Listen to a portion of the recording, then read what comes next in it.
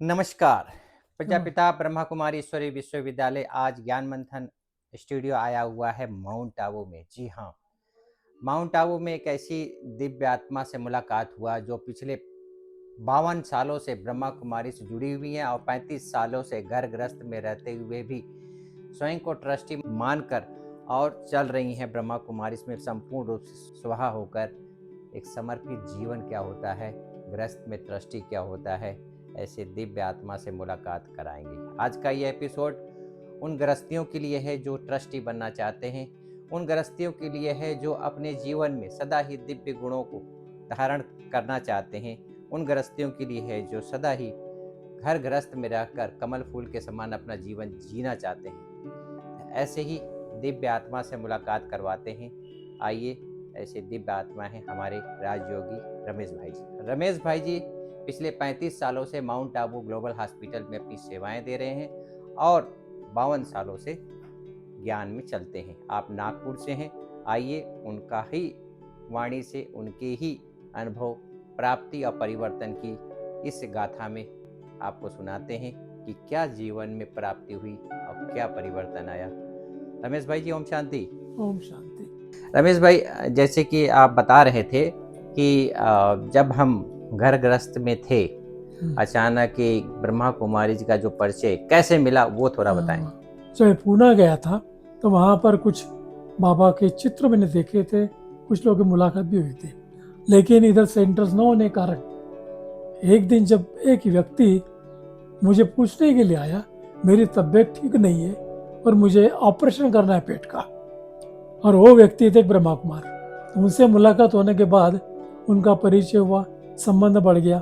मैंने उनको एडमिट भी किया, ट्रीटमेंट दिए, उनका ऑपरेशन होकर फिर हमने विद्यालय का एक छोटा सा प्रोग्राम लिया, प्रदर्शनी लिया, क्योंकि जो सार्वजनिक गणेशोत्सव वहाँ होता था अकोला में, तो गणेशोत्सव गणपति जो है हमारे घर में बैठता था और जो बाकी कल्चरल प्रोग्राम के लिए अलग स्टेज होता था। तो उसमें हमने जो उनके द्वारा कुछ वचन सुने और उन्होंने जो चित्रावली लाई थी, तो उस समय 50 साल पहले को 52 साल पहले सिर्फ 4 ही चित्र थे। रोज 4 चित्र हमने अच्छी तरह से देखे, उसका गहन अध्ययन किया, और उस समय मुझे जो भी साहित्य मिला वो साहित्य का भी गहनता से अभ्यास किया, और हमने छोटा सा एक सत्संग भी शुरू किया। उसके आधार पर प्रदर्शनी कई लोगों ने देखी और सिर्फ एक परिवार के और 2-3 सदस्य हमारे पास जुड़ गए। फिर बाद में हमने रीतसर इसका 7 दिन का कोर्स भी किया, और मज़े की बात है कि कोर्स करने के लिए हमारा भाग्य को कुछ भी हो, हमने एक दिन में एक लेसन 3 बार करते थे। सुबह 5 बजे, 4:30-5 बजे, दूसरा लेसन सुबह 8 बजे, और 30 साल को शाम को 7 बजे। 3 व्यक्ति कोर्स लेते थे। एकदम गवर्नमेंट सर्वेंट थे, और हम लोगों की तरफ गवर्नमेंट की दृष्टि थी, हम ज़्यादा किसी भी संगठन में नहीं जा सकते थे। इसीलिए हमने सबको बताया था कि किसी को बताना नहीं कि हम ब्रह्मा कुमारी में जाते हैं करके। तो कोर्स पूरा होने के बाद में सबको इच्छा लगी अपने दीदी से मुलाकात कराएंगे। तो प्लानिंग के अनुसार वो 2 जने पहले दीदी के पास पहुंच गए और हमें भी पहुंचा है। तो आपस में कह रहे देखो, उनका कोर्स मैंने किया, उनका कोर्स मैंने किया। एक्चुअली कोर्स तो दीदी ने भी किया था, इन लोगों ने किया था, और कोर्स करने पीछे हमारा ये था कौन क्या क्या समझाता है। तो ऐसे थियरी कोर्स होने के कारण जो भी हमारे डाउट थे या कुछ प्रश्न थे उससे तक खत्म हो गए थे, क्योंकि एक मैं अनाथ आश्रम में रहने वाला लड़का था, और जब अनाथ आश्रम में रहते थे तब हमारे भगवद गीता का रोज एक अध्याय पढ़ना पड़ता था, और अध्याय पूरा पढ़ने के बाद ही हम भोजन कर सकते थे, क्योंकि उस समय जिस आश्रम में रहते थे वो आश्रम वहाँ पर जहाँ महात्मा गांधी आए थे, और हमें जो पढ़ाने वाले थे दादा साहेब पंडित, जो संस्कृत के एक महारथी थे, ब्रह्मचारी थे, और ऐसे व्यक्ति ने हमें समझाया। तो उस समय मैं उनको जो प्रश्न पूछता था भगवद गीता के आधार पर, वो मुझे कई बार कहते, रमेश तू बड़ा होगा ना, एक एक प्रश्न का जवाब तुझे मिलेगा।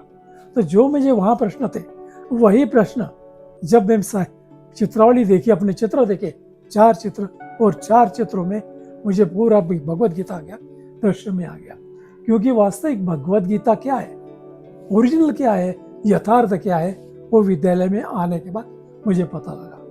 तो भगवद के प्रवचन मैंने बहुत सुने, ज्ञानेश्वरी के प्रवचन में छोड़ता नहीं था, जगह जहाँ भी होगा मैं जाता था, क्योंकि मुझे यथार्थ नॉलेज चाहिए था। और वो मुझे यहीं प्राप्त हुआ। वास्तव में भगवत गीता ऐसा एक ग्रंथ है जो पढ़ने के लिए, जीवन बनाने के लिए बहुत आवश्यक है, जिसमें यदि भगवत गीता समाप्ति होती है तो लास्ट अध्याय में हमें क्या प्राप्ति होती है उसमें 3 शब्दों में बताया गया। वास्तव में जीवन में क्या चाहिए, जीवन जीते क्यों, किस लिए, किस लिए जीना है, उसका महत्व गीता में बताया है और ये विद्यालय में बताता है। क्योंकि मैं तो कहता हूँ कि ईश्वर प्राप्ति के लिए ये मनुष्य जन्म मिला है, दुर्लभ जन्म है, और भगवान की प्राप्ति के लिए इस जन्म की बहुत आवश्यकता है। और वही भगवान की प्राप्ति भगवत गीता के अनुसार यहाँ पर ब्रह्मा कुमारी आश्रम में निश्चित होती है।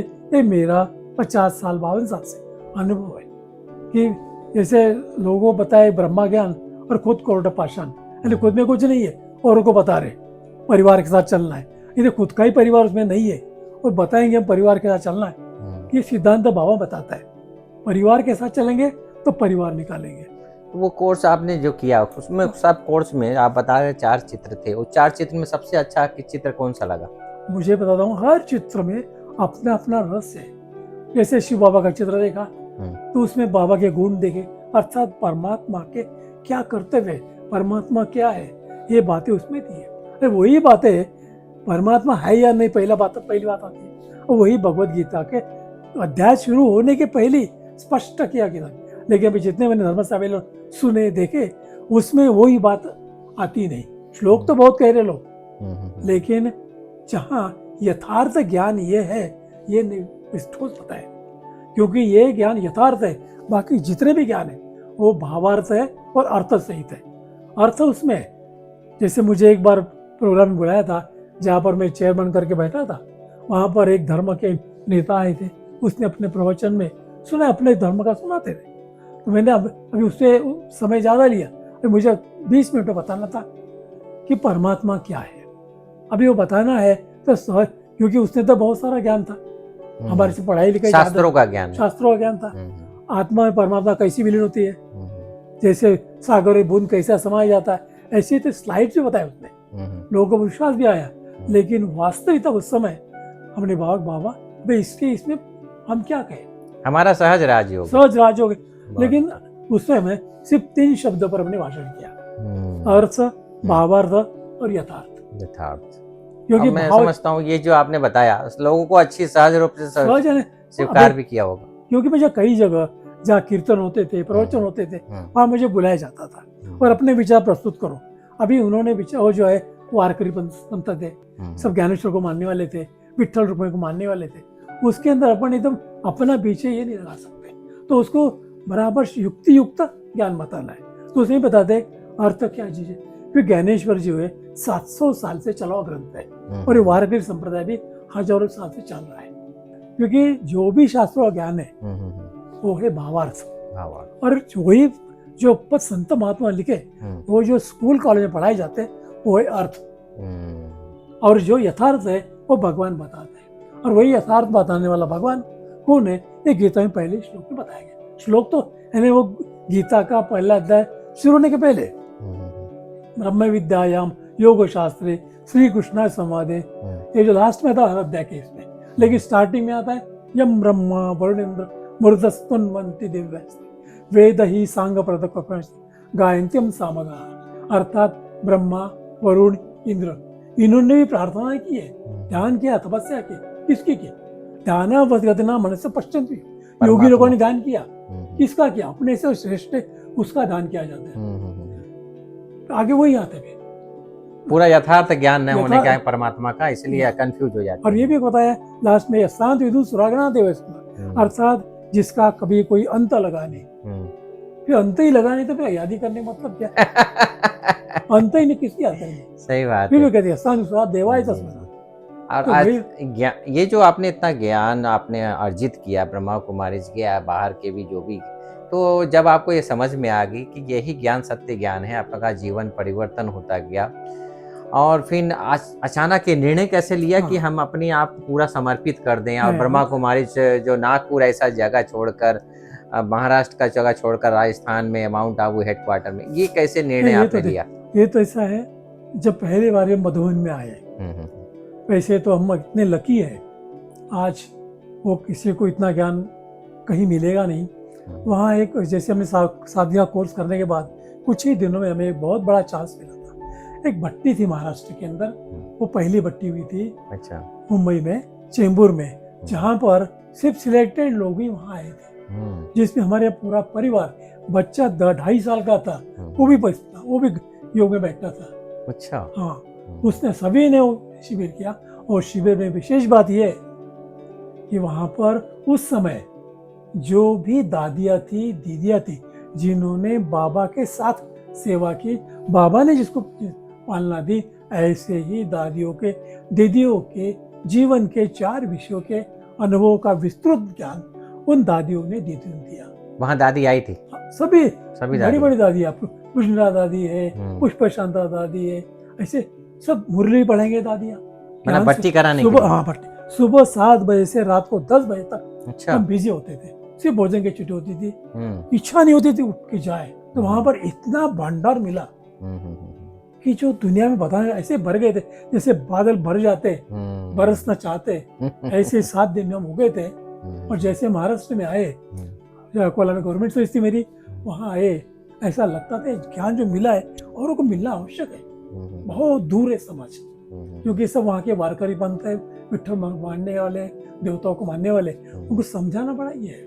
तो इसीलिए हमने कोशिश की, मैं चलो अभी जाएंगे। तो जैसे हम अकोला पहुंचे अपने गांव, तो वहाँ पर बड़ा बोर्ड लगा था, बहुत बड़ा मेला है गवर्नमेंट का।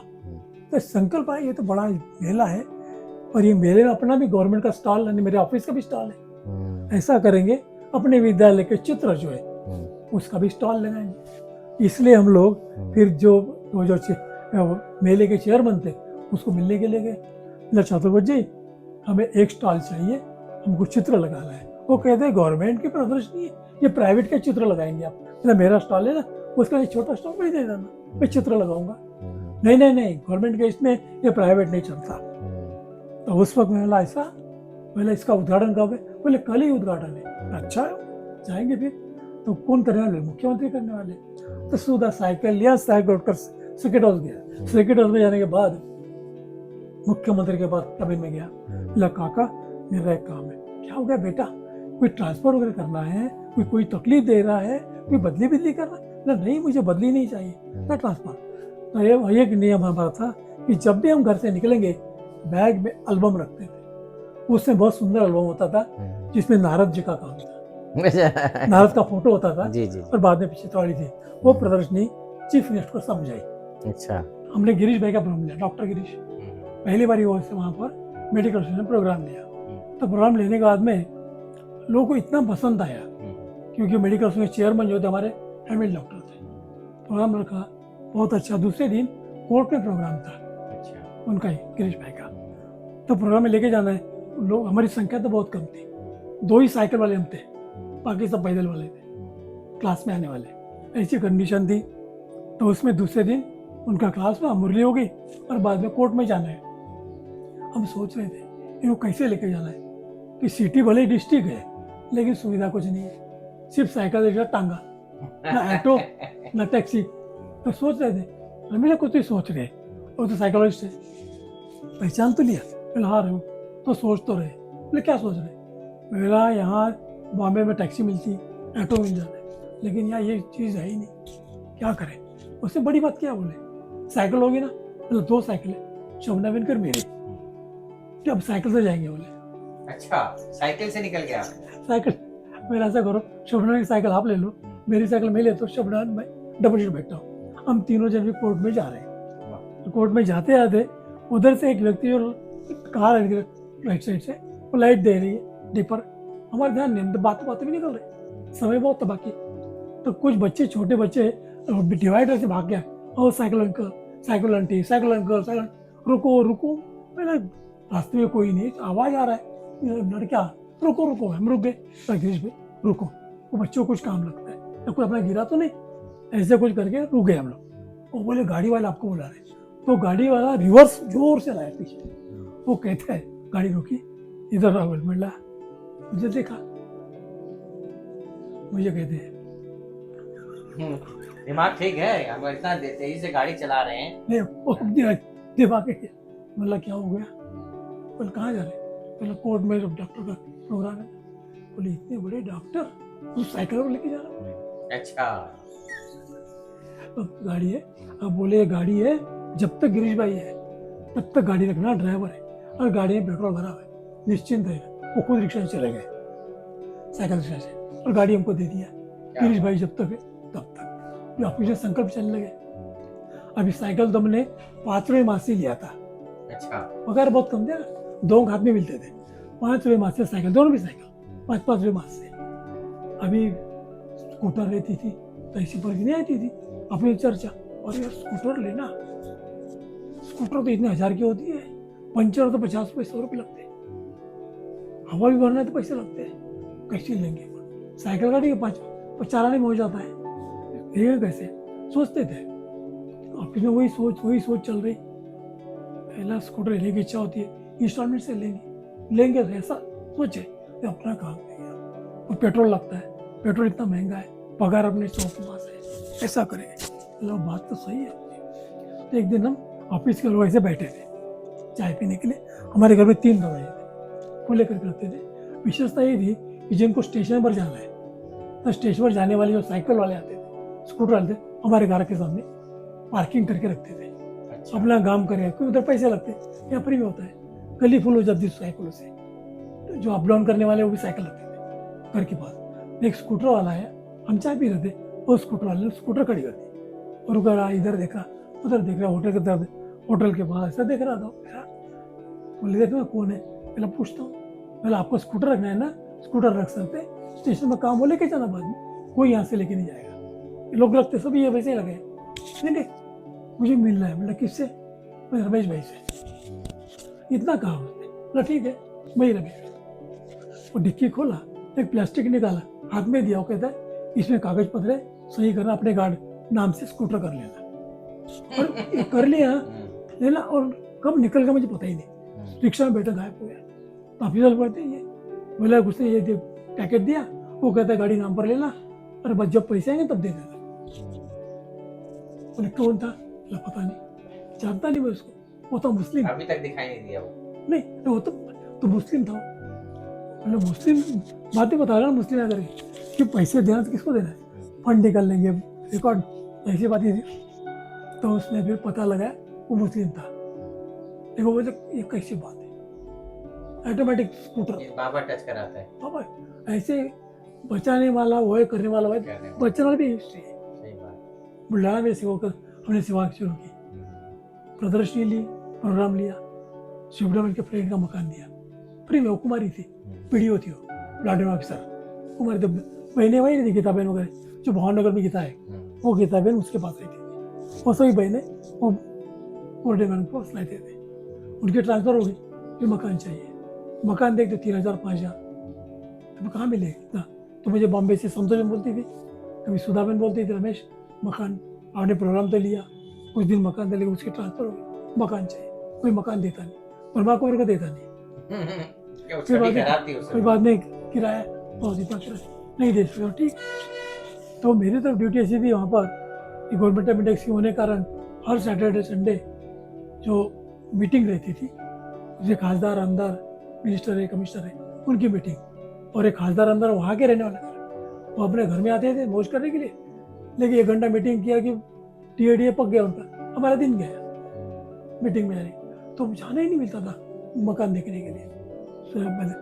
तो संदेश भाई आते थे, दीदी ने कहा कि मकान देखो, अरे मतलब देख मीटिंग नहीं निकल सकते, सैटरडे मीटिंग है, क्या करें, नहीं जा सकते। एक दिन सैटरडे मीटिंग नहीं थी, तो दीदी ने हमको मंत्र दिया था, एक बड़ी दीदी ने, मन में दे, सेवा बहुत करते हैं ना, पहले बाबा की याद करना, सेवा में जाने के पहले एक बाबा कमरा बनाओ। दादी को पता है, दादी हमारा 2 ही कमरे का मकान है, जिस कमरे में सोते हुए हमारा हॉल है, नीचे सोते, उसमें क्या बड़ी बात है, बाबा का फोटो लगा, और जब भी जाना है सेवा के, बाबा का योग करना, बाबा हरी झंडी देगा, ये बताया था मंत्र उत्सव में 75 में। अरे मकान लेने के लिए जाना था, तो सैटरडे था, सेकंड सैटरडे, पर अभी मीटिंग नहीं है, जाएंगे दोनों में। भोजन किया, भोजन का संकल्प था, ये अपने घर का लास्ट भोजन है आज, इसके बाद घर में आना नहीं। अंदर से लगा शोभरान को बता नहीं सकते। शोभरान को कड़वा कड़वा बोलने लगा।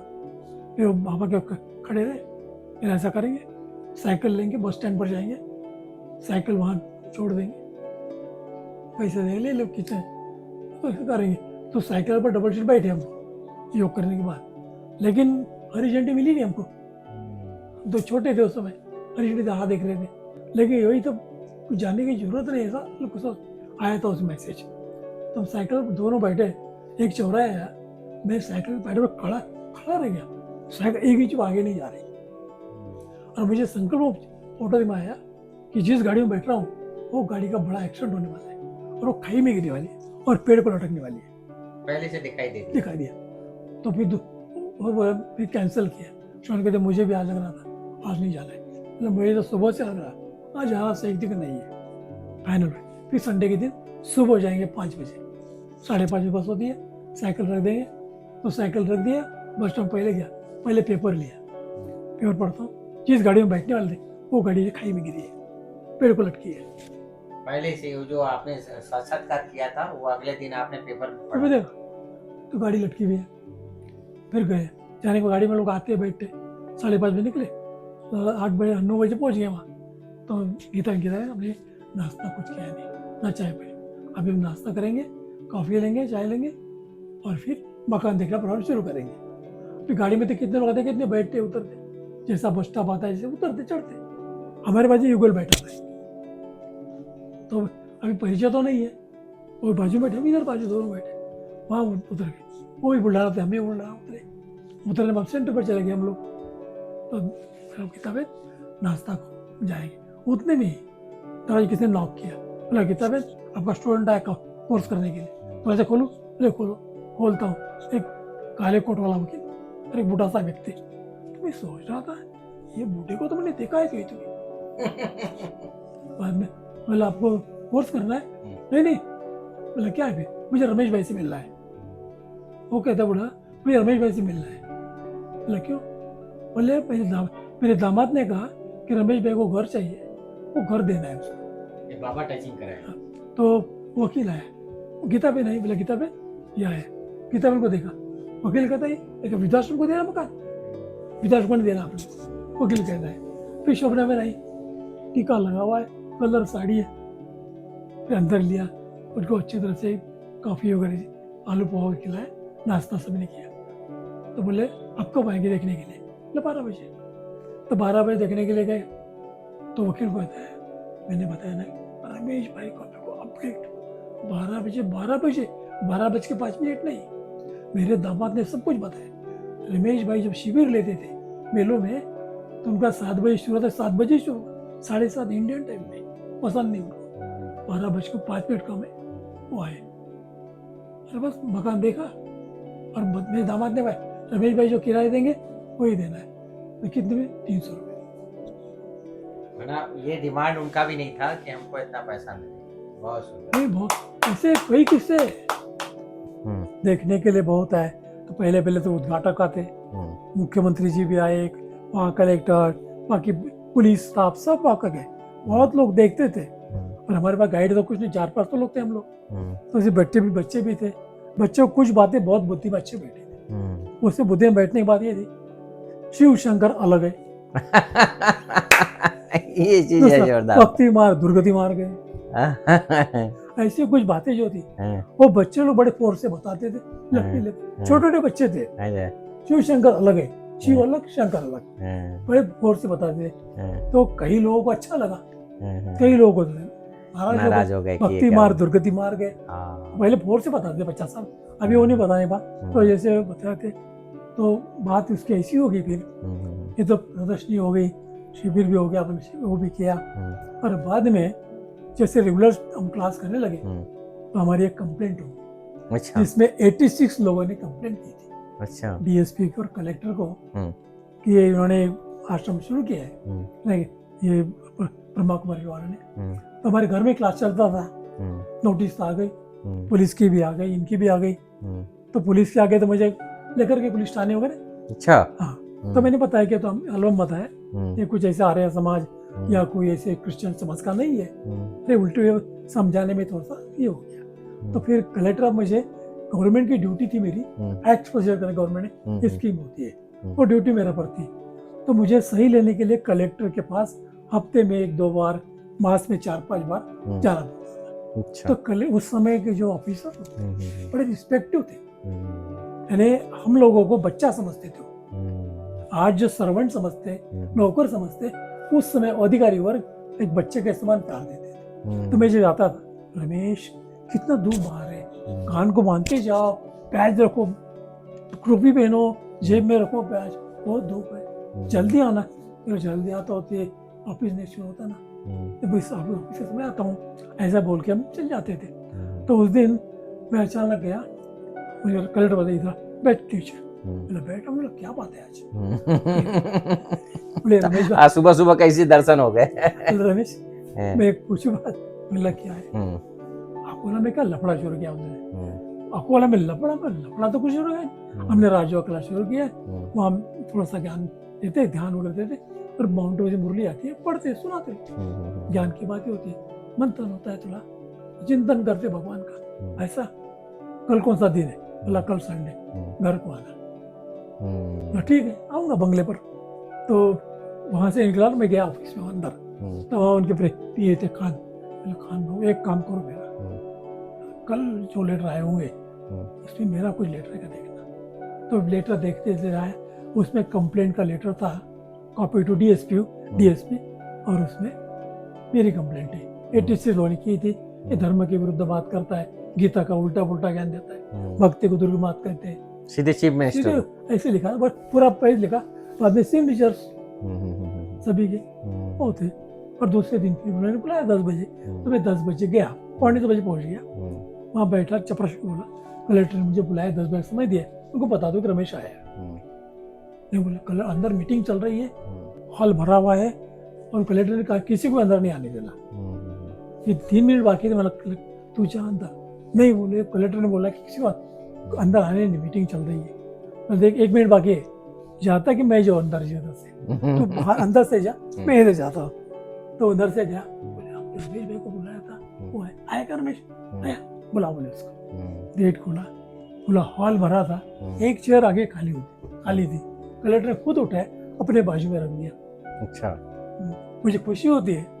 उस दिन बाबा ने क्या मुख से निकाला, आधा पौन घंटा, तो कहते थे सभी पब्लिक को, ये बोले गीता और प्रवचन करता है, सुना। हम गीता और प्रवचन करते, वैसे भी स्कूल लाइफ में जब गीता जयंती होती थी, तो गीता जयंती उपलक्ष्य में मुझे बुलाया जाता था। अच्छा। फिर भगवत गीता का और ये जो विनोबा बाबा की जो गीता ये वही पढ़ता था, श्लोक के श्लोक पूरे याद थे मुझे। तो अभी आज बोला रमेश भगवत गीता प्रवचन करेगा, आज मिला, ये तो मुझे बड़ा चांस मिला है। पूरा हाल फुल था पूरा। और बाद में देखते पूरा देखता, अरे वाले ये तो कंप्लेंट कर रहे लोग इसमें बैठे थे। बोला भी है चांस अच्छा है, तो उनको फिर ऐसे तरह से मुख से निकले, बाबा प्रवेश हो गया था आपके तन में। भगवत गीता का प्रयोजन क्या है, उससे प्राप्ति क्या है।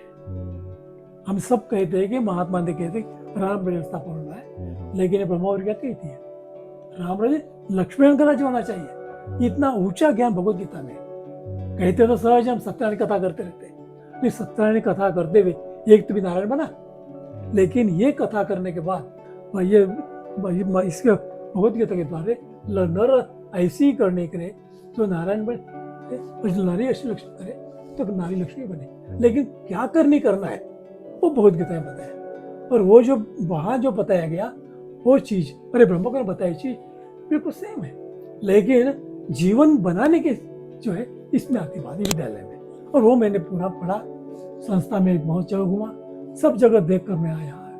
वो अपना से अनुभव शेयर किया, अनुभव शेयर किया। करीबन पौन घंटा लेक्चर रहा, आधा घंटा का उन्होंने समय दिया था, और सब लोग पौन घंटा तक बैठे रहे। बहुत सारा, फिर उसमें 84 जन्म सीढ़ी कैसी होती है, फिर मनुष्य जन्म जो होता है, तो ये सेवाओं को देखते हुए फिर आप माउंट आबू का रुख अपना लिया। नहीं, वो तो वही मुझे चांस बहुत जल्दी मिले मुझे। और यहाँ जब पहली बारी में आया 74 में, उस समय तो बेटा भी साथ में था, हम तीनों भी थे, दोनों के बीच हम बेटे को हाथ पकड़ के चल रहे थे, उसने ऐसा झटका मारा, सीधा दादी गोदी में चले गया। अच्छा, 74 की बात है। दीदी गोदी में चले गया। मनमोहिनी दीदी की। मनमोहन दीदी। हम्म, बोले किसका बच्चा है, किसका? हम तो धीरे धीरे हम्म, ये हमारा बच्चा। हाँ, तो इसको बस विष्णु है, विष्णु है, विष्णु है। हम्म।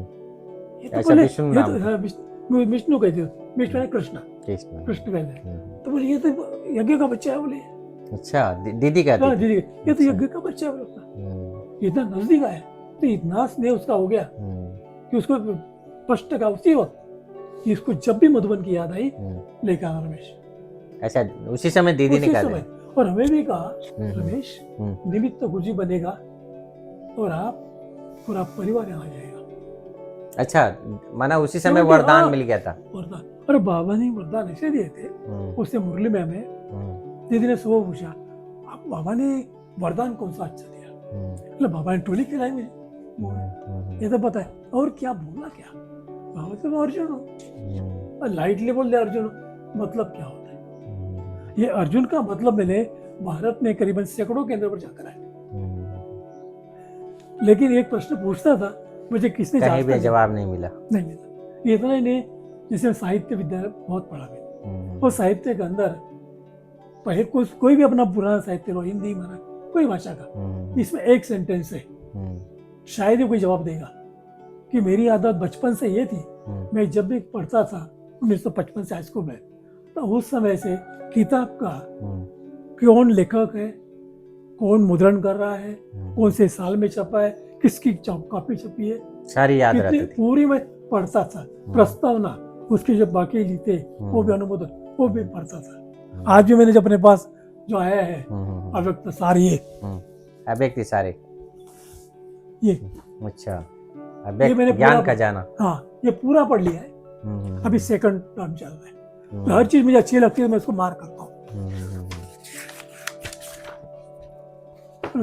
तो उसमें मुझे आया ये प्रस्तावना सब कितनी कॉपीज है, कब निकली है, ये सब ये सारे अव्यक्त वाणियों से कनेक्टेड है। करेक्ट है, बहुत अच्छा किताब है, ये जरूर पढ़ना चाहिए, क्योंकि इतनी पूरा किताब बार बार नहीं पढ़ सकते, लेकिन इसमें सार बहुत अच्छा है, सारे खजाने हैं ज्ञान, बहुत टॉप, यही गीता सार बिल्कुल।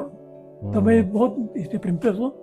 बाकी साहित्य पठन पढ़ा है, पढ़े वो जो योग की किताबों पढ़ी है, वह भगवत गीता का वो भी पढ़ा है। फिर डॉक्टर साहब इतनी पढ़ाई लिखाई होने के बाद फिर जो आपकी लाइन है डॉक्टरी लाइन, फिर यहाँ पर मैग्नेट का कैसे थेरेपी आपको निमित्त बना? ये भी ऐसे ही देखो, हमारा जीवन गया अनाथ आश्रम में, माता पिता तो बचपन में चले गए। अच्छा, जब हमारी माता ही जब शरीर छोड़ा, उस वक्त एक कहानी ऐसी है, उसके उनके 13 दिन भी नहीं हुए तो वहां का एक जमींदार कहता है ये लड़के को हमको दे दो।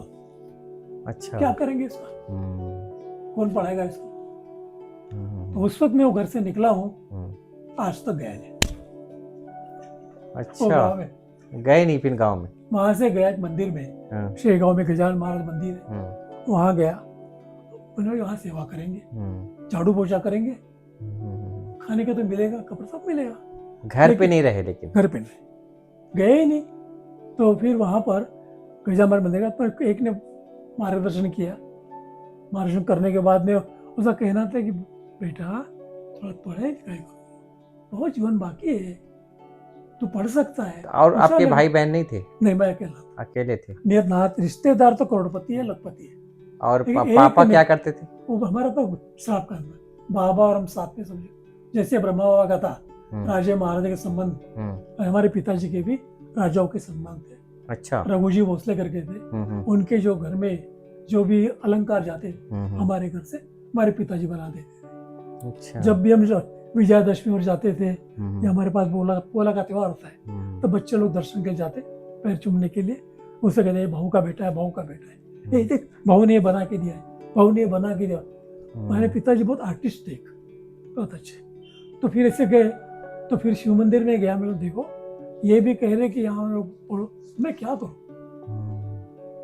तो मेरा कुछ रहने का मजा ही नहीं, ये नहीं कहते रिश्तेदार कोई नहीं, सहारा ब्याह क्या करो? तो मैं निकला, बोला अभी आज का लास्ट दिन अपना है। सच ये बात है।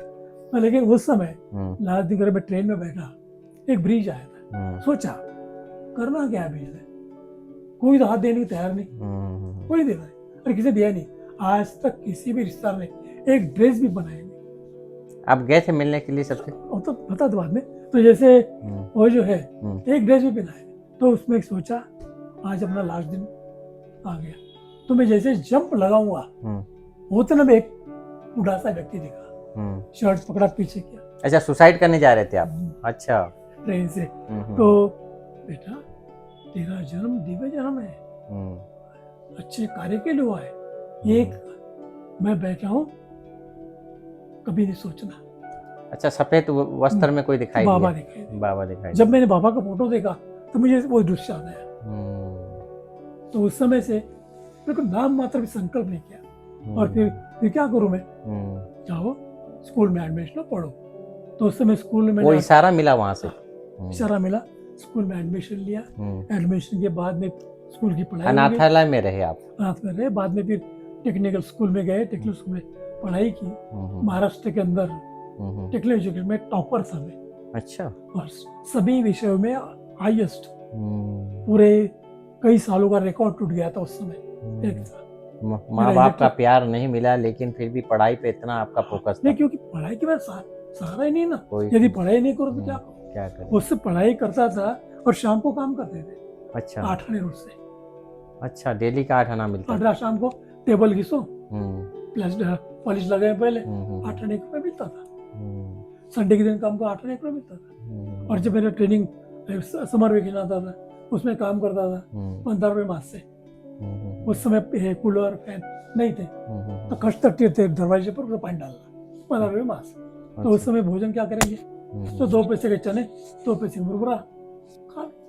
गुरुवार दिन आए, एक नारियल तोड़ो भगवान के पास, रखो और खा लो, ये भोजन हमारा। ऐसे भी जिंदगी के आपने काटे हैं? ऐसे इतने भाई, तब जैसे विद्यालय में कहता सबसे गरीब मम्मा है, सेकंड नंबर पर मैं हूँ। सही बात है। मासो एक पैसा भी लेकर नहीं आई। मासो तक रोटी देखी नहीं, गुरुवार चौकी जेब में रहता था। और जब मेरी कोर्स पूरा हुआ और जब मैं इंटरव्यू के लिए गया, टॉपर करके सिलेक्शन हो गया वर्कशॉप के लिए, मुझे वर्कशॉप मुझे ऑफिस में लिया। ऑफिस में लेने के बाद में ऑफिस में बैठा, और उस समय ऑफिस में बैठने के समय एक एग्जीक्यूटिव इंजीनियर जा रहे थे हमारे ऑफिस से। वो देखते हैं किसका बच्चा बैठा है, ऐसे वो देख रहे हैं। बोला कौन देख रहा है, तो बाकी सब इंजीनियर लोग उनको मिल के ले गए। किसका बेटा है, आपका बेटा है, आपका बेटा नहीं। बोले कल इंटरव्यू होगी लोगों की, ये टॉपर लड़का है तो हमने ऑफिस से बिठाया, वर्कशॉप में है इंटरव्यू, लेकिन इसको काम अच्छा करता है, बुलाओ। उसको बुलाया, बाहर आया, नाम क्या है, पिताजी कहाँ है, पिताजी क्या करते हैं, बोला पिताजी गए, माता जी गए, हो गए, कहाँ रहता है, स्टेशन पर ना कहा। बाद में वो कहते गाड़ी में बैठो, तो ठीक है गाड़ी में बैठा। उन्होंने मुझे एक ईगल स्टोर करके स्टोर है, रेडीमेड स्टोर, वहाँ 2 पैंट 2 शर्ट, मैं हाफ पैंट पर गया था ड्यूटी पर ऑफिस में। अच्छा, बना के दिया स्कूल के नहीं, मैं जो पहली ड्यूटी किया स्कूल का ड्रेस पहन, स्कूल का ड्रेस पहनकर ऑफिस में काम करता। अच्छा। तो शाम सुबह आ गया, 7:30 बजे पहुंच जाता था, गीले कपड़े डालता था। फिर मुझे कहाँ रहता तो स्टेशन पर, अभी सबको अलग स्टेशन पर कहीं मकान होगा वहाँ, लेकिन वो ये टिप पूछा कहाँ रहता है। पहला मैं तो वेटिंग रूम में रहता हूँ, सुबह स्नान करता हूँ और ड्यूटी पर आता हूँ। वेटिंग रूम में रहकर ड्यूटी करना। और बाद में जब पता लगा तो ये कहता मेरे रूम खाली है, मेरा क्वार्टर खाली, मैं अकेला हूँ, मेरे साथ आना। तो उनके साथ रहने लगे, पूरा काम करते थे। मैंने कि पढ़ाई आपने छोड़ा नहीं? पढ़ाई तो क्या, फिर पढ़ाई करने के बाद में जब बाबा मिले, उसमें हमारे पगार बहुत कम थे। जैसे इलेक्ट्रिसिटी बोर्ड में काम करता था, उस समय हमारा बेसिक था 55 रुपये, 2 रुपये इंक्रीमेंट, 1 साल के बाद 2 रुपये बढ़ेंगे, ऐसी कंडीशन थी। लेकिन सुखी थे उस समय, भले 15 रुपये लेते थे, फिर भी 1-2 रुपये बच जाते थे। और जब हम 55 में पढ़ते थे, 1955, स्कॉलरशिप कितनी होगी, 2.5 रुपये मास। अच्छा। 57 में होगी 3 रुपये 50 पैसे। उसमें 2 पैसे का तेल लगता था मास का, 1 पैसे का साबुन। माना ज्ञान में आने के बाद पूरा ही आप परिवर्तन हो गए। टोटल हमको सहज लगा। लोग समझाने वाले धीरे धीरे समझाते, आज नहीं कहा। अरे हम तो आश्रम में रहे लोग हैं, जो हमको पढ़ाने वाले थे वो ब्रह्मचारी लोग, अपने हाथ से सूत काट कर उसका कपड़ा बना के पहनते, कोई मिल का कपड़ा पहना नहीं आदि। और वहाँ वो जो स्कूल था, वो स्कूल में स्वातंत्रता संग्राम सैनिक तैयार होते थे, अच्छा, भारत के लिए। वहाँ पढ़ाने वाले सागर साहब सैनिक थे, हम्म, उनकी हिस्ट्री तो बहुत जबरदस्त है वो सभी लोगों की। अभी इस बारी जब गया था महाराष्ट्र, हम्म, तो उस समय हमारे टीचर जो उनके जो बेटे, उनके साथ खास मिलने के लिए गया था हम्म, उन लोगों को, और उनको लोग मिला कई सालों के बाद, 70 साल के बाद। अच्छा, तब सबके यादगार पल आपने तो पूरा अनुभव सुनाया उनको। अनुभव सुना है, हर एक अपनी सौगात भी दी जो हम्म, पिराने पे हम्म। टीचर्स सभी। फिर अचानक जब दीदी दादियों के पालना जब यहाँ हाँ रहना हुआ हाँ, फिर। ये आते तो उसमें फिर जैसे पैसे कम देते थे, हम्म, तो पहले तो हमारा इलेक्ट्रिकल ट्रेनिंग था, हम्म, बाद में थोड़ा सा हिम्मत करके रेडियो का ट्रेनिंग लिया, रेडियो टेक्नोलॉजी वो भी लिया, फिर इवेंटिंग है, सब काम है, इलेक्ट्रिकल काम करते थे, प्राइवेट काम शुरू थोड़ा सा करते थे। मेरा इंजीनियरिंग था, ड्राइंग था, इधर लेआउट निकालना, ये अच्छा, सब काम करते थे। सारा काम आपने सीख लिया था। हाँ। अच्छा। तो उसमें 70 में तो रेडियो पूरा हो गया, हम्म, फिर शुरू किया थोड़ा थोड़ा। हम्म, तो हमारे घर में करीबन आधा घर तो रेडियो से भरा, 6 महीने के बाद मिलेगा, 3 महीने के बाद मिलेगा, क्योंकि ड्यूटी सेवा बहुत ज्यादा थी पहले पहले ड्यूटी, हमको समय गवर्नमेंट जॉब थी। पे गवर्नमेंट जॉब, क्योंकि ड्यूटी के समय वो काम नहीं करेंगे, इवन ऑफिस के इसमें बाहर का कोई काम नहीं, ये नियम था हमारा। ऑफिस में ऑफिस, घर में भी ऑफिस का काम नहीं, ये नियम, ऑफिस की बात नहीं करना। हाँ, तो उसमें जो कोर्स किया था रेडियो का काम करते थे, हमारे पास आने वाले रेडियो थे जहाँ कोई कर नहीं सकता, कंपनी के रेडियो आते थे डायरेक्ट। और हमारा इतना स्टडी हो गया था उस समय कि डायरेक्ट हम चेंज कर देते थे उसको। अच्छा। हाँ, समझो नहीं मिलता है कोई, असेंबल करने प्राप्त करते थे, उसमें फिर कई आते थे ऐसे, पूरा सब चेंज करके पूरा एकदम नया मिलेगा, पुराना भी नया लगेगा। क्या बात। कहीं ना दूर दूर से, बॉम्बे से आएगा वहाँ रेडियो डालेगा, नागपुर मीटिंग करेगा, मीटिंग आते आते लेके जाएगा, पूना से आएगा रेडियो डालेगा लेके जाएगा, नासिक से आएगा लेके जाएगा, बुलढाना से आएगा डालेगा लेके जाएगा, बड़े बड़े ऑफिसर लोग, लेकिन फ्री लेके पैसे देते थे वो, लेकिन हम किसी को लूटा नहीं, किसी को भी, चपरासी को फ्री। ईमानदारी वफादारी बचपन से ही थी। नियम ये थे गवर्नमेंट सर्विस में, ना खाएंगे ना खाने देंगे, 1 रुपए की भी हमने। ये मोदी जी अभी बोलते हैं, लेकिन पहले से आपके जीवन में था ही। हाँ, जीवन में लास्ट में रिटायरमेंट के समय आया, अब प्रसंग आया था हमारे पास। अच्छा।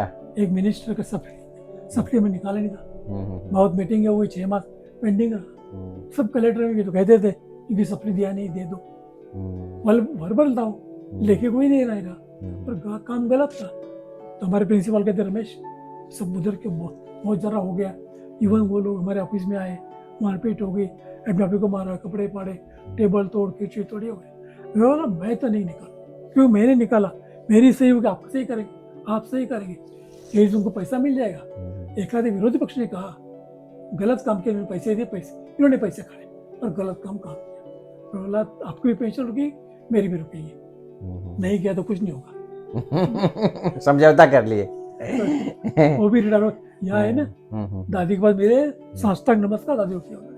अच्छा, क्योंकि दादियों की पालना आपने ली है, वो संस्कार आपने लिया, तो वो संस्कार उनको झलका। हाँ, तो उसमें ये था, नहीं किया, ईमानदारी से हमने कहीं नहीं किसी की। और आपका बेटा भी कृष्णा नाम का, वो भी बहुत हाँ, अच्छा, कैसे शरीर छोड़ दिया वो। नहीं, वो भी था, उसका भी जन्म से ही एक विशेषता थी उसकी, पढ़ाई में नंबर 1, बहुत चंचल था वो। ये जबरदस्ती हमने कॉन्वेंट में डाल दिया था, बोले नापास तो चलेगा, नागपुर में, अकोला में, अकोला में कॉन्वेंट में, तो नापास बोले वो टॉपर आया, बोले नापास कैसे करेंगे उसको, सब करेक्ट है उसका, मना टॉपर माना बहुत अच्छा पढ़ा दी, पर जैसे आप बचपन से पढ़े लिखे में अच्छा अव्वल थे, ऐसे लड़का भी ऐसा।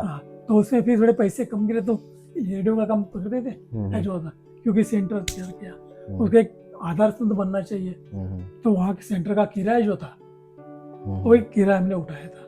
यहाँ आने तक 10 साल तक मैंने सेंटर का किराया दिया, रिटायरमेंट के बाद। आगे जोड़ इंचार्ज आए रमेश, किराया देते, ठीक है, वास्तव में ये कभी बताया नहीं कि हमें यहाँ कितना देते, ना हमने कभी इनको मांगा है कि हमको 100 रुपये बढ़ाओ, 1000 बढ़ाओ, कभी भी हमने किसी को मांगा नहीं, हाथ नहीं पकड़ा, गरीबी निकाली, भीख नहीं मांगी, चोरी नहीं की, जो भी है ईमानदारी से जी। इसीलिए आज हम यहाँ भी जो काम कर रहे, 1 रुपए को संकल्प ही ना दे कुछ मिलना। अच्छा, यहाँ आप समर्पित रूप से रहते हैं, तो आप यहाँ पर जॉब कर रहे हैं कि नौकरी कर रहे हैं, कुछ पैसा वगैरह मिलता है ग्लोबल हॉस्पिटल से? नहीं, हम तो नौकरी करके भी नहीं, हम सिर्फ सेवा करते हैं। अभी तक? ऋणमुक्त तो 35 साल से आप यहाँ पर सेवा कर रहे हैं, पैसा वैसा नहीं लेते? शुरू में कुछ मिला था। अच्छा। दादी पूछती थी, क्योंकि जब दादी ने हमें बुलाया, जब हम उसमें क्या है, वहाँ पर रेडियो का काम था और हम सोच रहे थे ये मेडिकल का शुरू किया, मेडिकल की पढ़ाई की। दीदी को पूछा था हमने, दीदी मेरी इच्छा, क्योंकि बाकी जो रिवाइंडिंग और काम करते थे उससे कोई धोखा भी होता था हम लोग, मतलब मेहनत करते हम लोग लेकिन इसमें रिजल्ट नहीं मिलता, मन नहीं खुश होता। तो एक दिन दीदी को दीदी लगता कुछ भी चेंज करना है, ट्रैक चेंज करता हूँ, ले ट्रैक ड्राइवर बनता तू ट्रैक्टर ड्राइवर नहीं, ट्रैक चेंज मतलब ये, अभी मैं इलेक्ट्रिकल हो गया ना, मेडिकल में जाना चाहता हूँ। अच्छा। कॉलेज में एडमिशन लिए, कुछ दिन बोल गए, उन्होंने एडमिशन नकार दिया क्योंकि सर्टिफिकेट चाहिए गवर्नमेंट का कि आप रोज सुबह से शाम तक कॉलेज में रहेंगे। अभी ऐसा हो नहीं सकता, नौकरी तो महत्व की है, तो उन्होंने निकाल लिया। निकालने के पीछे कारण था मैं डोनेशन नहीं दिया था, और मैं डोनेशन नहीं देने वाला। फिर सोचा मैंने निकाला क्या उन्होंने, अभी मैं आयुर्वेद की एग्जाम दूंगा बाहर से, वहां सूंगा, वही कॉलेज में स्कूटर बेचूंगा या स्कूटर दूंगा, लेकिन लेक्चर वहां जाऊंगा। ऐसे माना जो आप पकड़ लेते हैं जिद, वो आपने अब तो करके छोड़ दिया। आयुर्वेद का स्टडी किया, मेडिकल का स्टडी किया, इलेक्ट्रिकल था, रेडियो था, वो छोड़ दिया। 80 में भी संगीत छोड़ दिया। संगीत उस समय लेटर आया था रमेश भाई का, इसको संगीत वगैरह हो तो फिर गीत वगैरह, हम उससे तबला वगैरह, वायलिन है, ये सब बजाते थे, गीत लिखते थे, गीत बजाते थे, डांस के गीत लिखते थे, डांस गा लेते थे। तो 80 में जो बालक वर्ष था वो लास्ट में मैंने लिया, 8 डांस बैठाए, 8 गीत लिखे, उसे तबला बजाया, हारमोनियम बजाया, वायलिन बजाया और स्वाहा कर दिया सभी को। संगीत बंद हो गया। फिर मेडिकल शुरू, तो मेडिकल में भी अभ्यास जब स्टडी किया, अथर्ववेद पढ़ा, अथर्ववेद में पॉइंट है कि मैग्नेटिज्म से ऋषि उन्होंने बहुत सेवा की है लोगों की, लड़ाई के अंदर मैग्नेट का यूज करते थे। तो मेरे ध्यान में लगा तो बहुत सारा कर सकते, क्योंकि मैंने जब 4 साल पढ़ाई की इलेक्ट्रिकल की, हर साल मेरे साइंस का जो फेयर होता था, डिस्ट्रिक्ट साइंस फेयर, अवार्ड मिला मुझे हर साल।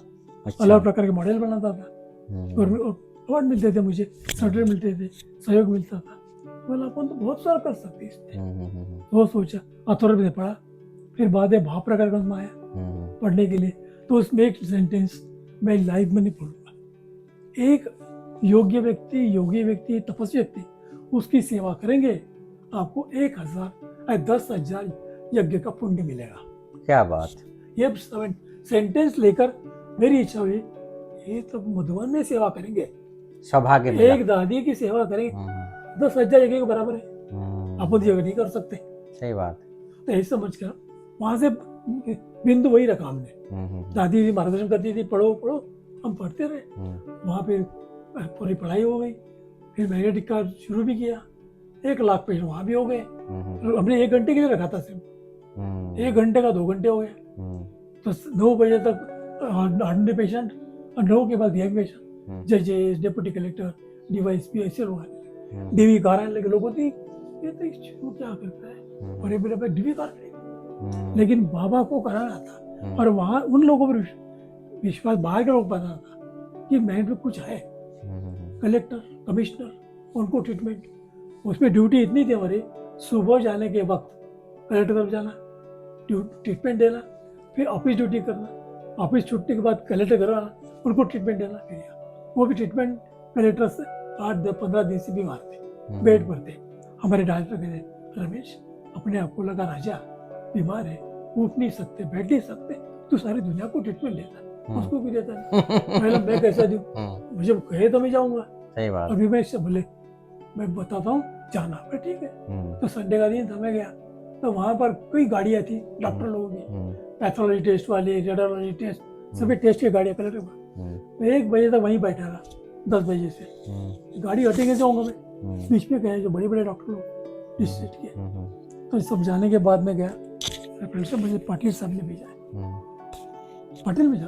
अच्छा तो क्या है, बोले देख, बोले ये सब लोग आए, ये सभी ने ये प्रिस्क्रिप्शन लिख दिया कि दवाई दे दी, लेकिन मुझे दवाई लेना नहीं।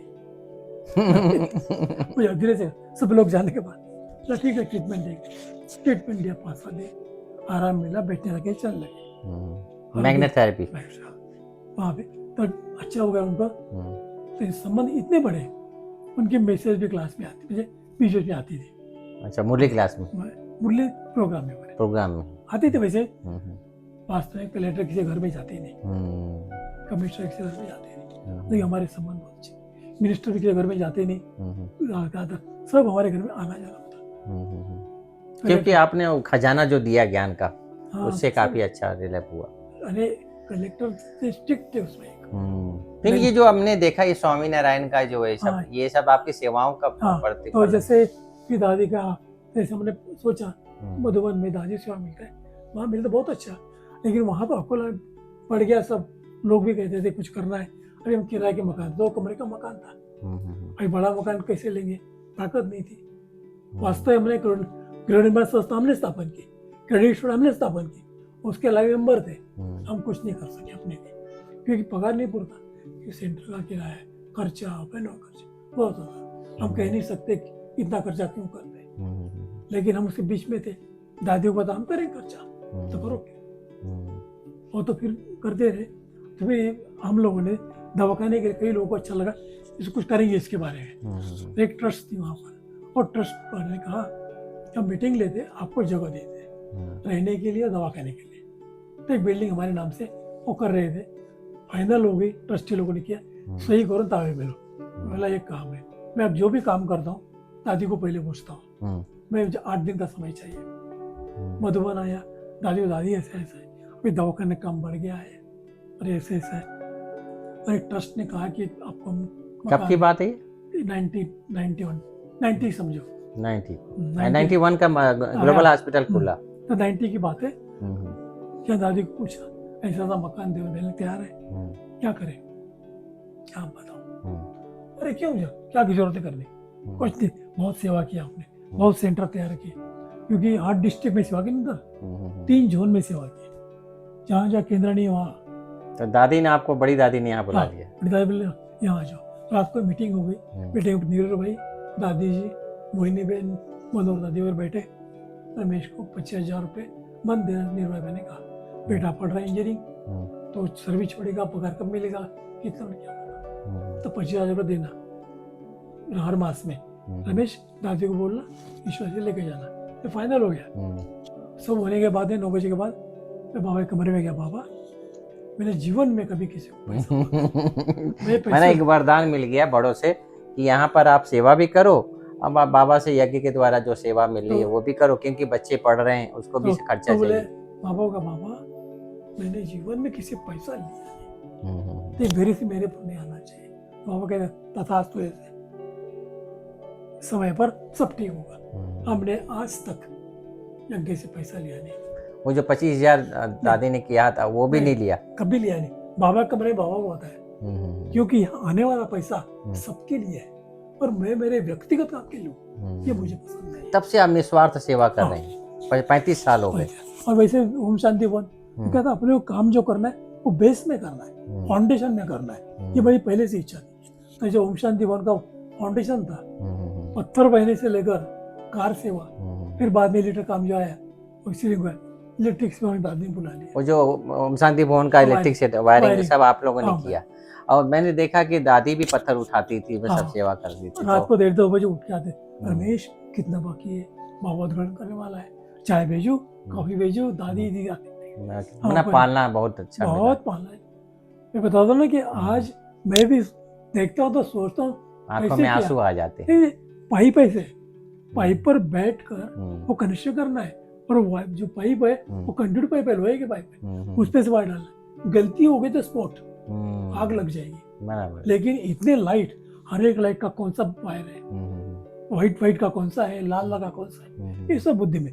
हर लाइन का कौन से लाइन का कौन सा वायर है, मेरे बुद्धि में इतने बड़े, क्योंकि आपने पढ़ाई भी किया था ना उसके बाद। इतने वायर कंट्रोल रूम में डाला मैंने। ताराचंद को, रमेश को पता है सब कौन सी वायर कहाँ की है। ताराचंद और ताराचंद ने कहा दीदी को, रमेश को ये रोक दो, और दीदी मेरी पेंशन से होगी ना जाऊंगा, क्योंकि अभी आऊंगा तो मुझे कुछ मिलेगा नहीं, और मेरी इच्छा कोई लेने की नहीं है। उसी वक्त था जैसे पेंशन से हो गई, दादी को पूछा, दादी कहती टोकरी उतार, दोनों टोकरी उतार दी।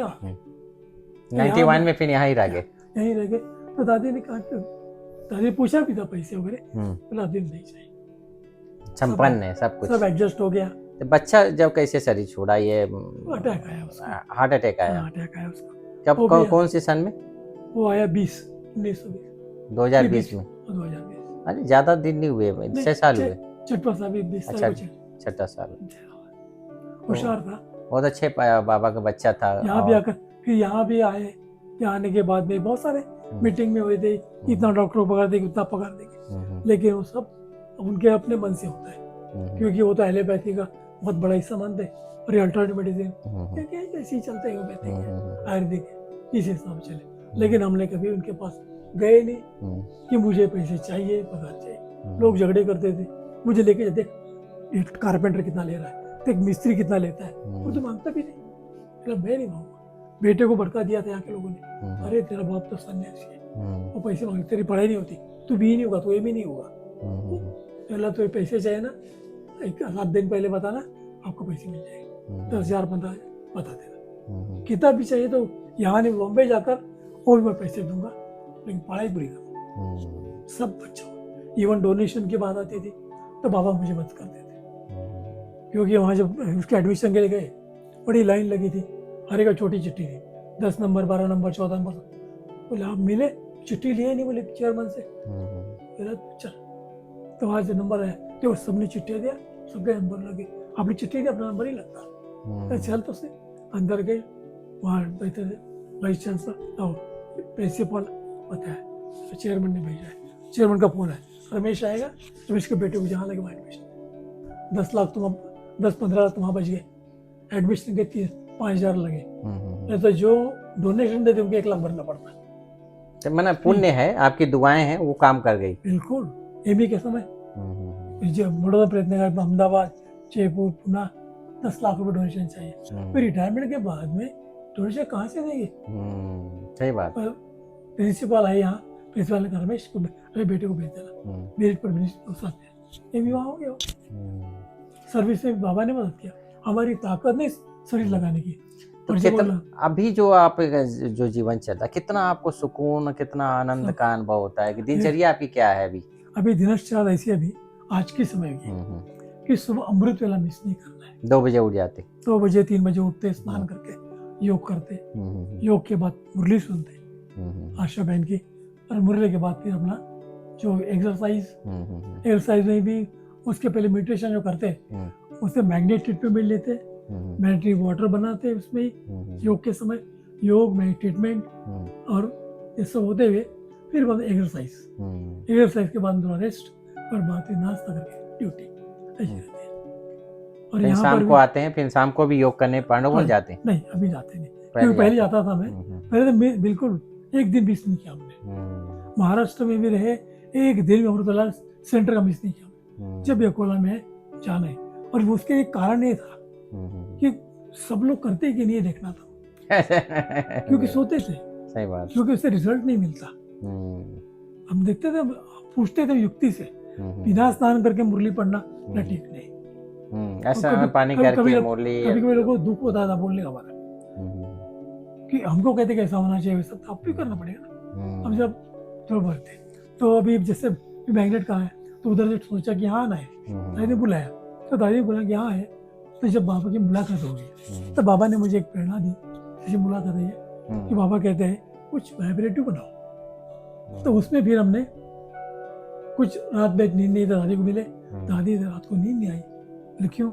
सिर दर्द हो रहा, कुछ शोभला का लेट रहा है, कुछ किसी की तबीयत ठीक नहीं, मम्मी की सब ठीक है। लेकिन बाबा ने कहा कुछ नया करो, तो नया करने के पीछे स्टडी शुरू किया 6 मास तक। अच्छा। हाँ, देश विदेश के सभी, और बाद में फिर जो भारत में जहाँ जहाँ मैडिटम चलता है ट्रीटमेंट, और जहाँ स्वास्थ्य केंद्र है, और जिन्होंने शुरू किया वो सबसे मुलाकात की भारत में, दिल्ली है, कलकत्ता, अहमदाबाद है, बॉम्बे है, बड़ौदा, जो बड़ी बड़ी सिटीज है, पुणे, सब तरफ मिला, सबको मिला।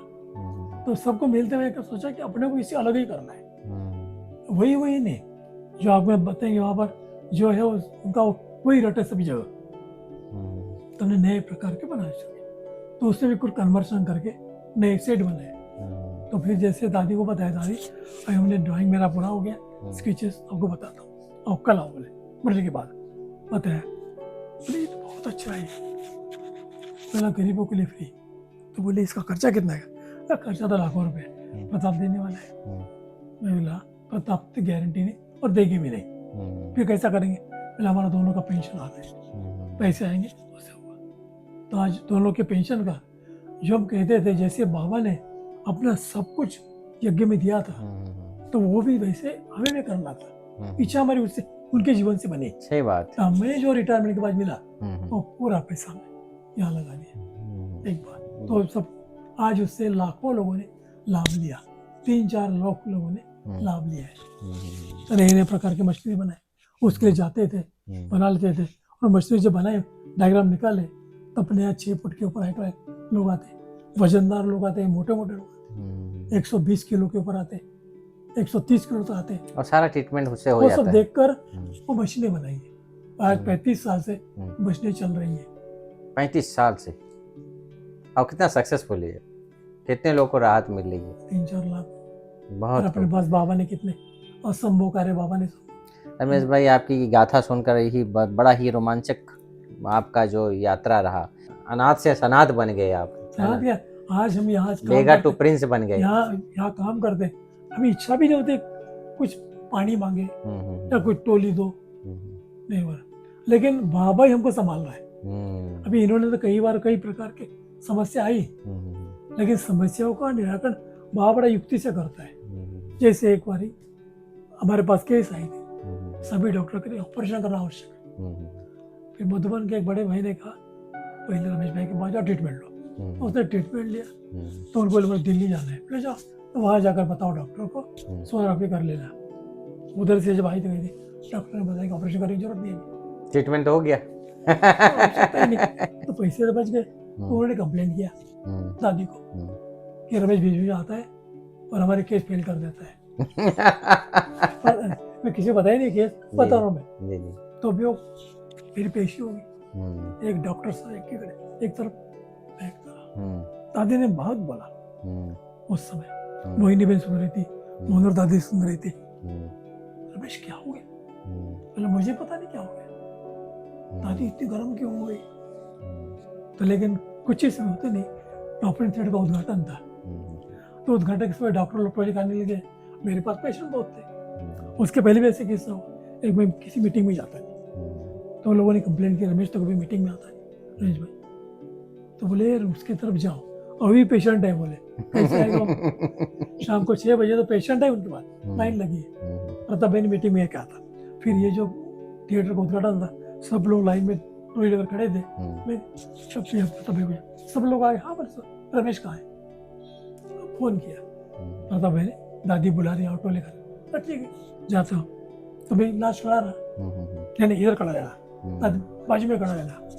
प्रताप दादी गए, मैंने ये डॉक्टर ने कहा ना सब दवाई खाई, जो एक्सरसाइज जो भी है सब कुछ किया, मुझे रेंचक भी फर्क नहीं। सब डॉक्टर के सामने दादी गई थी, मुझे रमेश एक गर्दन तुझे ठीक करना है। सब डॉक्टर सामने। ये कौन सा किस्सा है? उसके पहले दिन ये बात हुई थी, मेरी कंप्लेंट थी।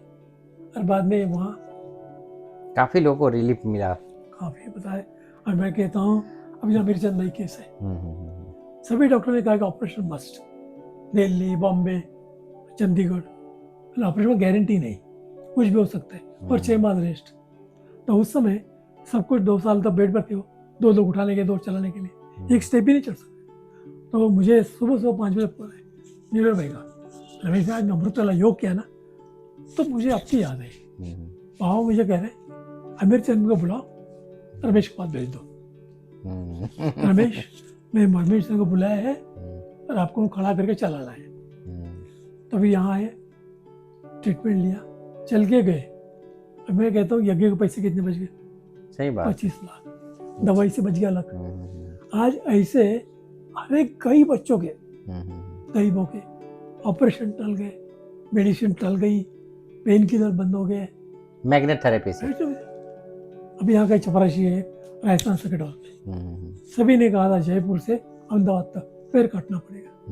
उसकी केवल हमारे बर्तन मास्ती थी, और होते थे अंकल डॉक्टर के पैर काटना पड़ता, गैंग्रीन हो गया, ट्रीटमेंट दिया। आज तो 30 साल से वही काम कर रहा है।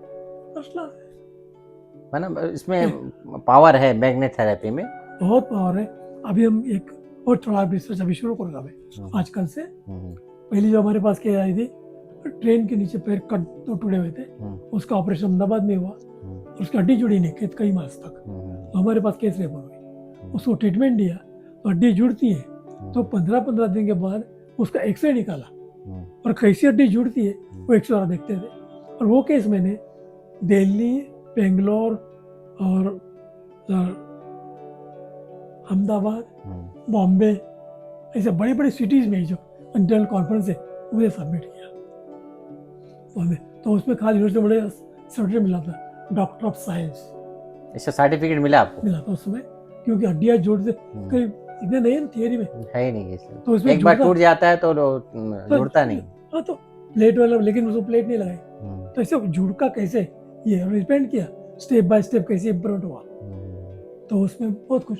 आज वही जम्मू में बैठा है बंदूक लेकर, वो कहता था अंकल नहीं भी ठीक हुआ तो मुझे चेक कर देंगे और मुझे घर में बैठना पड़ेगा, मैं क्या करूँ, इस भरोसे मेरा परिवार है।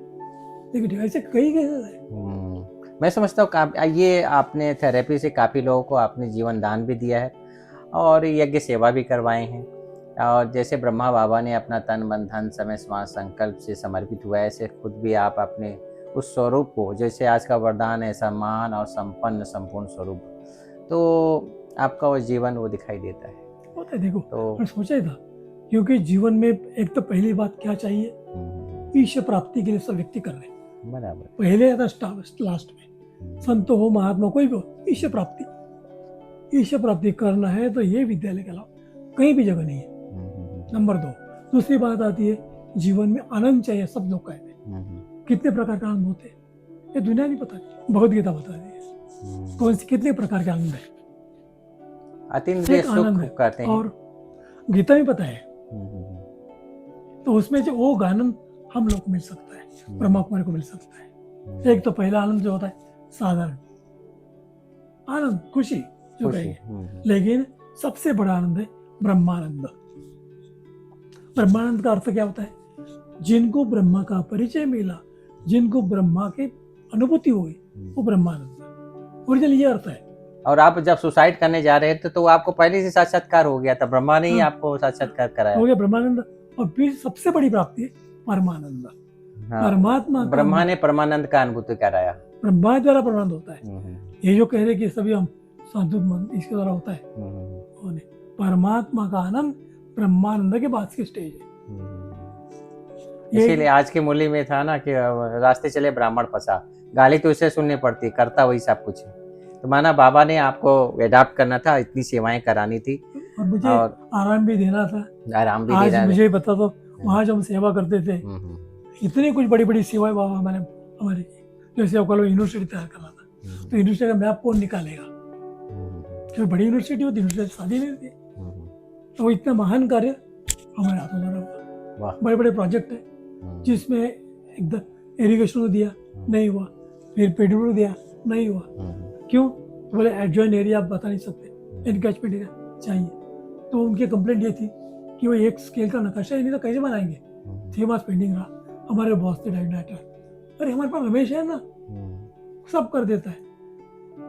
फिर आए हमारे पास गवर्नमेंट ऑफ इंडिया के लोग, रमेश भाई ऐसे ऐसे, अरे बताओ कौन से गाँव मुझे बता दो। उनका एक भी एक स्केल नहीं, दूसरे से मिलता नहीं। चलो मिलाऊंगा मैं, आपको कौन सा स्केल चाहिए मैं बताऊँ, क्योंकि मेरा इंजीनियरिंग होने की वजह से, ड्राइंग होने की वजह से मुझे कुछ आसान लगता है। अनुभव बहुत बड़ा काम करता है, तो प्रोजेक्ट किया, आज करोड़ों का प्रोजेक्ट है। 2-3 प्रोजेक्ट ऐसे मेरे हाथ से, इवन कई नगर मेरे हाथ से बने। एक वहाँ का नगर है जिसमें उसका लेआउट मेरे हाथ का है, मैंने देखा भी नहीं। मैंने बाबा ने बहुत सारी सेवाएं कराई हैं आपसे, और कभी मुझे कभी नहीं, आज भी कितना भी खिलाओ और कितना भी खाओ, कभी कम नहीं करेगी, ना कभी अपेक्षा है, क्योंकि जीवन में चाहिए अन्न वस्त्र और निवारा। अन्न इतना मिला है, खाओ खिलाओ, कभी कम नहीं हुआ। वस्त्र तो कभी गिने नहीं सकते, ना कभी। और आप हर महीने में क्या हर साल में आप यज्ञ सेवा भी करते हैं, वो ट्रक का सोचा था हरे के नाम से भी यज्ञ में होना चाहिए। अरे हमारी माता जी शुभ्रा की मदर थी, उनके नाम से भी यज्ञ में जवाए, बेटे के नाम से भी जमा है, हमारे नाम से जमा है, शोभना बहनों, कोई भी था बहनों, सभी के नाम से। और भले जितना ये करते जानते हैं। नहीं होंगे, कोई हमें यो करना नहीं कि वो जानते, ऊपर वाला जानता है। गुड़ जाने गुड़ की कोठी जाने। बहुत अच्छा। तो अब यहाँ दोस्त पैसे के लिए आए ही नहीं। सही बात है। तो दोस्तों आपने सुना कैसे हमारे रमेश भाई ने अपने जीवन को एक गृहस्थ जीवन में रहते हुए भी, हाँ जो कुछ सुना रहे थे, हाँ ये है अव्यक्त ज्ञान खजाना जो आप पढ़ेंगे। ये बहुत मोटी किताब है, कभी आपको समय मिले जरूर आप ये पढ़ें। नहीं, बहुत आवश्यक है, जीवन के लिए आवश्यक है। जी जी जी। तो ऐसे हमारे रमेश भाई जो खुद बिजी रहते हैं पढ़ाई लिखाई में भी और सोशल वर्क में भी, और स्वयं को दुआएं और पुण्य से भर रहे हैं। ऐसे आप भी अपने गृहस्थ व्यवहार में रहते हुए जितना हो सके, आवश्यकता जितनी ज़रूरत है उतना ही आप अपने आप को सीमित दायरे में रहकर अपना कार्य व्यवहार को करें। अगर आवश्यकता से ज़्यादा अगर आप करते हैं तो आपका बुद्धि काम करना बंद कर देगा। जैसे हमारे रमेश भाई ने स्वयं को यहाँ से निमित्त हमारी दादी से पूछा कि दादी हमको ये करना चाहिए, गवर्नमेंट हमको जगह स्थान दे रहा है, सब कुछ दे रहा है, लेकिन हमको करना चाहिए कि नहीं। दादी ने तुरंत मना कर दिया और खुद अपने गोदी में बुला लिया और यहाँ सेवा दिया। तो ऐसे ही हर काम अगर आप श्रीमत प्रमाण करते हैं तो नेचुरल है परमात्मा उसका जिम्मेवार हो जाता है। तो आप भी अपने जीवन में सदा ही, कुछ और क्वेश्चन लेना इसमें? दुआएं प्राप्त करना है तो दुआएं मिले ये काम करना। जीवन में पुण्य कमा सकते, दुआ कमाना है तो कर्म करना ही पड़ेगा, और शुद्ध कर्म करना पड़ेगा, शुभ कर्म करना पड़ेगा, क्योंकि पैसे से दुआएं मिलेगी नहीं, पैसे से नहीं किसी भी स्टोर में मिलेगी नहीं। एक बार पुण्य के अंदर मिलेगा। सभी दानों में दान तो है, प्राण दान सबसे श्रेष्ठ है, जिसमें दुआ मिलना ये सबसे श्रेष्ठ है। और ये मिलता है निस्वार्थ भावना से। निस्वार्थ। आज हम लोग दुआ से पढ़ रहे हैं, कभी लाइफ में एक पैसे कमी नहीं मिली, हम ऐसा कभी लगाने भूखे रहे, और यहाँ आने के बाद तो सभी बिल्कुल भरपूर कर दिया। भरपूर पाना था सो पा लिया, बाकी क्या। बैलेंस लाइफ है, जैसे निरोगी आत्मा की निशानी। जैसे मन जैसे बाबा ने कहा, आत्मा जो भरपूर किसको कहेंगे, मन बुद्धि संस्कार तीनों समान एक मत से हो। वैसे जीवन का जो है आधार वही है, कब पित्त और वायु, उसको निरोगी जीवन कहा जाता है। उसमें बैलेंस रखना चाहिए, वही तो उसमें असमानता है कि तो रोगी हो गया। आप 80 साल की उम्र में भी कितने आप अपने आप को फिट रखें, और कोई आधार नहीं किसी प्रकार का, वाह सहयोग नहीं। तो मैं समझता हूँ ये दुआएं पुण्य ही है जो हम सभी ऐसे ही मैं समझता हूँ दुआ पुण्य जमा करके अपने जीवन को निरोगी भी बनाएं। जैसे भाई साहब ने कहा कि वात पित्त कफ तीनों का बैलेंस करते हुए अपने शरीर को भी संभालें, और मन बुद्धि और संस्कारों से श्रीमत प्रमाण अपने जीवन को दैवी गुणों की धारणा करके एक नई दुनिया में जाने की तैयारी भी करें। जी और जीने दो, जी और जीने दो। फिर मिलते हैं ऐसे ही एक व्यक्तित्व के साथ, तब तक के लिए हमें इजाजत दीजिए। ओम शांति। ओम शांति डॉक्टर साहब।